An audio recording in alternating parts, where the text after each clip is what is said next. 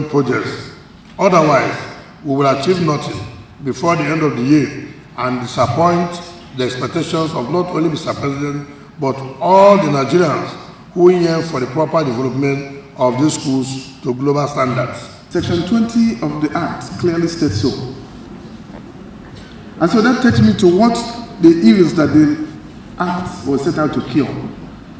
One was to make it procurement and administrative routine functions of accounting officers. Because it's understood that the political heads will just give policy guidelines. Most of the time they're on the move. They just come in, they don't understand, they don't have the grasp of the rules and regulations. And you're supposed to be custodian of the rules and regulations and guidelines. And that is why in the developed economies, it doesn't really matter who is the president or who is the prime minister of Britain or who is the president of the United States, whether it's Republican or Democrats. The system is running like auto. Hardly will you know the difference. Because the rules are there, people are there to implement them, and the law is so strict that if you go against them, the law is blind to your position, to who you are. You go to what? Jail. And that keeps everybody on his toes. Even the principals who are driving them, if they go against the law, it is those below them that will tell them, Madam Minister or Honorable Minister, sorry, what you're asking me to do is against Section XYZ of the XY law. And I say, oh, is that true? I say, okay, go ahead and do what the law says. Because there's no political office holder that will ever tell you to go and do what's against the law. It's impossible. Because that's what they swore to, as an oath, to uphold the Constitution and all the laws therefore.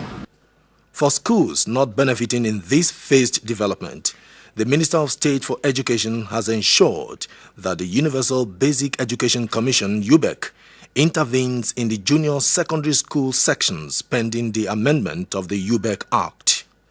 For a nationwide development of the basic education, the Minister of State for Education and other stakeholders of the education sector are pushing for the amendment of the UBEC Act to give UBEC a new mandate that would expand its interventionist powers to include senior secondary schools. State governments are also expected to key into this structure to amend their state universal basic education board's laws to accommodate senior secondary schools. Funding for senior secondary schools throughout the country have remained without measurable federal assistance, except for the skeletal intervention hitherto provided by now defunct ETF. Furthermore, as the secondary education sector continues to witness astronomical expansion, particularly in the growing number of schools being established, the poor quality of education offered in public secondary schools throughout the country shows that these schools are grossly neglected and underfunded, with grave implications for the present and future growth and development of our children and the country as a whole. For instance, we all know that private secondary schools are sprouting and flourishing in our country, reaping parents of their hard-earned money because of the noticeably poor quality and near collapse of public secondary schools. Sadly and inequitably, public secondary schools are increasingly becoming inevitable destination only for the children of the poor and underprivileged who cannot afford the high cost of private education at the secondary school level. Therefore, being an important part of the country's education system, the federal government can no longer remain indifferent to the funding difficulties and associated problems public secondary schools are facing throughout the country. Beyond the infrastructural development, Wike has driven the recruitment of new teachers for the federal unity colleges and the approval of the regularization of temporary teachers in these schools. For other teaching staff in the basic education subsector, massive capacity building workshops have been carried out for them across the 36 states of the Federation. Immediately, Barrister Ezenwo Nyesom Wike took over the reins of the administration of the nation's basic education subsector. He flagged off the 2011 teacher capacity building in Port Harcourt. Through these capacity building workshops, 150,000 teachers have been trained so far. The Minister of State for Education also flagged off the self-help projects for the nation's basic education schools in Yenagoa and Ilorin. The grant from the UBEC is meant to encourage, secure, and sustain the commitment of communities to the positive development of basic schools located in their communities. We trust, therefore, that the benefiting communities will judiciously apply the funds to complement national efforts and strategies for providing universal and qualitative basic education for all children, irrespective of status or station in life. My support for this program as a government will be total. And the only way, and to actually express this support, I would like the Honorable Minister of State for Education to permit me to take over the contribution on behalf of the communities. We are therefore determined more than ever before to forge necessary collaboration with all education stakeholders, particularly those at the grassroots level, towards the attainment of education for all and Millennium Development Goals by 2015. This has become very necessary in view of the fact that current challenges, especially noted imbalances in educational quality, demand the full involvement of all and sundry towards affecting necessary change.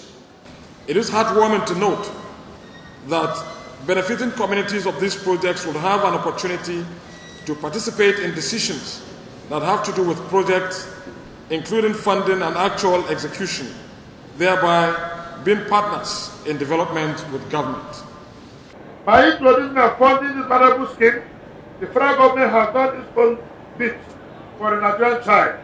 The state government, the local governments, which are directly responsible for implementing basic education, should take advantage of this scheme to beef up their teachers' supply and offer direct employment to participants after the initial 2-year service period.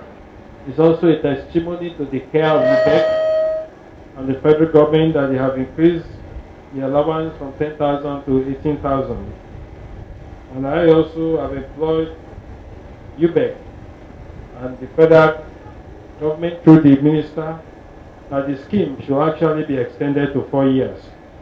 I wish to state further that the Federal Ministry of Education is determined to ensure that teachers and education managers in the country are regularly exposed to trainings and current practices in the advanced world for quality basic education delivery.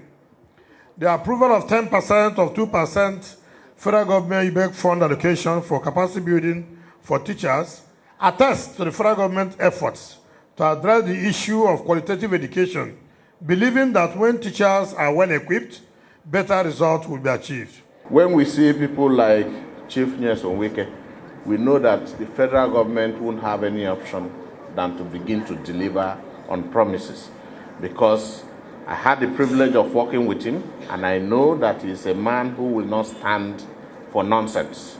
It's either he's good or he's just not part of it. Another landmark that has been recorded is the revival of the Strengthening of Mathematics and Science Education (SMARCE) project, which the Minister of State for Education has undertaken to promote personally due to the challenges it faced. His efforts have yielded a Memorandum of Understanding (MOU) with the Japan International Cooperation Agency (JICA) and a prospect for extension. It is important that we take this project very serious, and on the part of the federal government, we can rest assured that we will do all we can to give it the necessary support that it requires. Mr. President attaches importance to education, which is key to the transformation agenda of Mr. President. Girl-child education and boy-child dropout in the Southeast have received the attention of the Minister of State for Education, as he has worked hard to ensure that they have access to quality education. Specialized schools to promote girl-child enrollment are under construction in 16 states of the Federation. I'm not quite encouraged with this.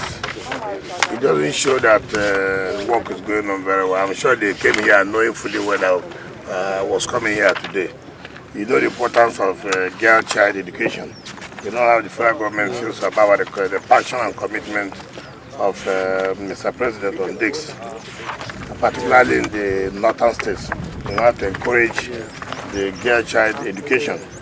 So the contractor should be told to hasten up. Nigerian teachers and administrators have also benefited from foreign training due to the efforts of the Minister of State for Education. No group appreciates the minister's efforts more than the old students of Federal Unity Colleges, who rewarded him with a rare award.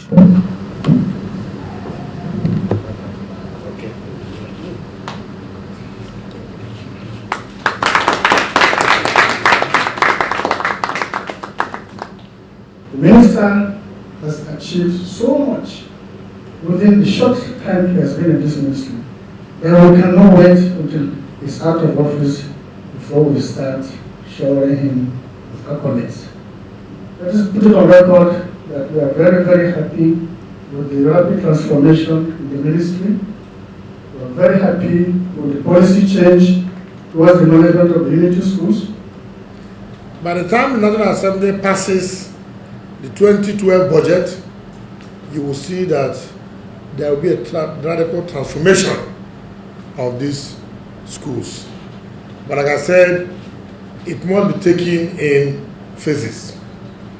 But you can be rest assured that if we complete what we've taken this year, by 2015, you realize that the transformation agenda of Mr. President has actually transformed these schools in terms of infrastructural development. The gains and successes recorded in the revival of the nation's basic education sector were made possible by a focused leadership and the unity of purpose by the stakeholders in the sector who are eager for progress to be made.